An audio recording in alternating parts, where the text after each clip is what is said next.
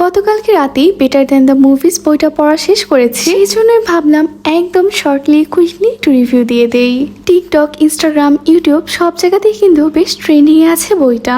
মানুষের এত hype and good reviews দেখে আমার বইটা পারচেজ করা হয়েছে। It's all about a teen high school love story. বইটা পড়ার সময় মনে হচ্ছিল আমি যেন আমার 16s এ ফিরে গিয়েছি।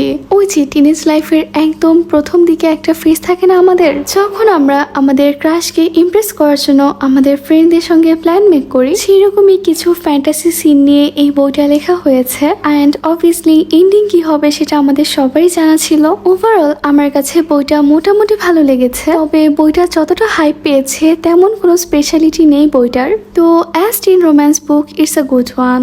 তোমরা যারা টিনেজার আছো তোমাদের কাছে বইটা অবভিয়াসলি অনেক বেশি ভালো লাগবে, কজ তোমরা রিলেট করতে পারবে। আবার সিনিয়রদের কাছেও ভালো লাগতে পারে, যেহেতু ছোট্ট একটা বই অল্প সময়ের মধ্যে পড়ে কমপ্লিট করে